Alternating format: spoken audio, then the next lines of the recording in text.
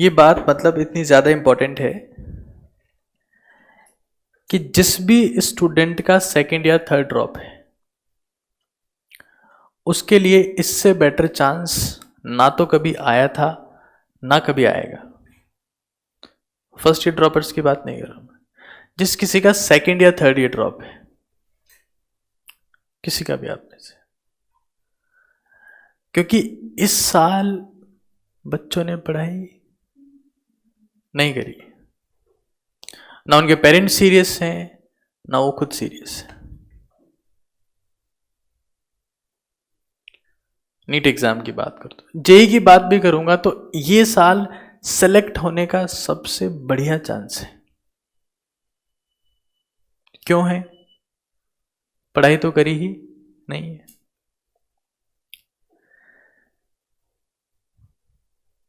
तो ये चीज बहुत जरूरी है कि आप इस साल को हल्के में ना लें कि इस साल तो चलो लॉकडाउन था, कोरोना मतलब पूरी धरती के ऊपर संकट आ गया था, तो हम खुद एक संकट मोचक बने हुए थे और हमने पढ़ाई नहीं करी। मैं आपको फिर कह रहा हूं, जब प्रॉब्लम्स आती है तो उन प्रॉब्लम्स के टाइम पर आपके पास बहुत अच्छा चांस होता है बाकी लोगों से आगे निकलने का।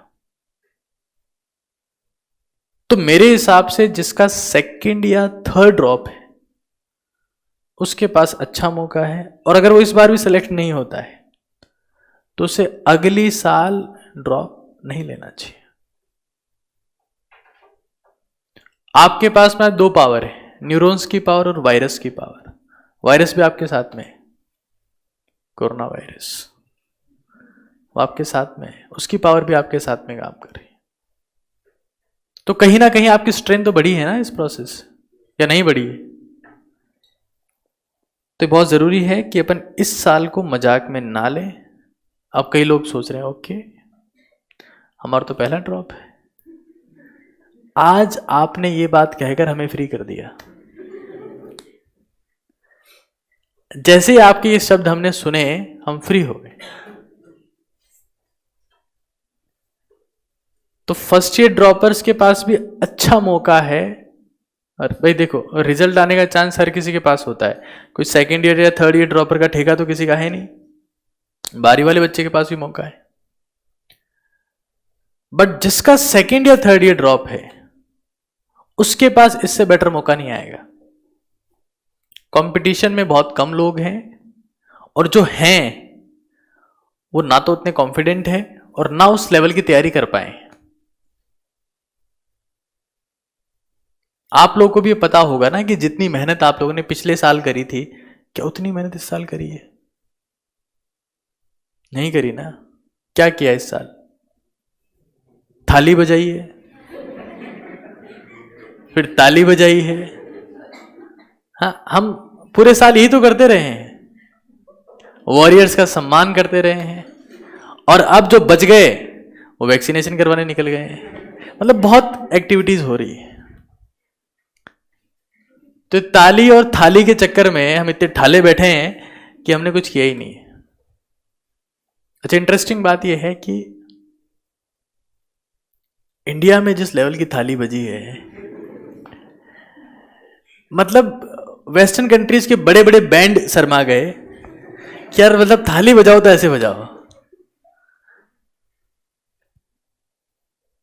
तो जिस जोश के साथ में आपने सभी लोगों ने कोरोना वायरस का सम्मान किया, उसी जोश के साथ में आपको खुद के सम्मान के लिए काम करना है।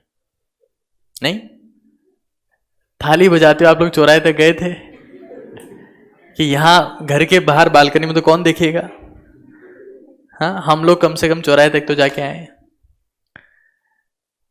दिया भी जलाया था एक बार शायद। हाँ, ये सारी एक्टिविटीज आपको याद है। और डरे डरे लोग जला रहे थे, अरे हे ईश्वर वायरस आ गया है।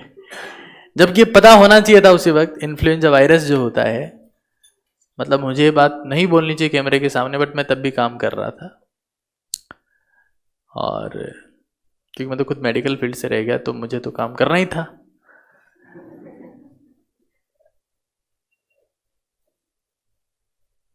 बट अब मुझे ऐसा लगता है कि स्टूडेंट्स का सिर्फ लॉस हुआ है। आपको फील होता होगा कि नहीं, हमने दिया जलाया कि खुद का फ्यूचर जलाया, समझ में नहीं आ रहा है। तो अब जो भी टाइम आपके पास में बचा है वो बहुत गोल्डन टाइम है सभी के लिए, और ये हम लोग समझें कि कंपटीशन इस साल कम है। हो सकता है संख्या बढ़ गई हो सकता है कि इस बार बहुत सारे बच्चों ने एडमिशन ना लिया हो कॉलेज में, और एग्जाम देने वाले बच्चों का नंबर जो मैं बता रहा हूं, नीट वाले बच्चों का नंबर तो और ज्यादा आए, एडमिशन लेने गए नहीं थे। क्यों? वायरस दिख रहा था चारों तरफ, हर तरफ वायरस ही वायरस, तो हम तो गए नहीं, कहीं एडमिशन लिया ही नहीं, फिर इस बार एग्जाम देंगे।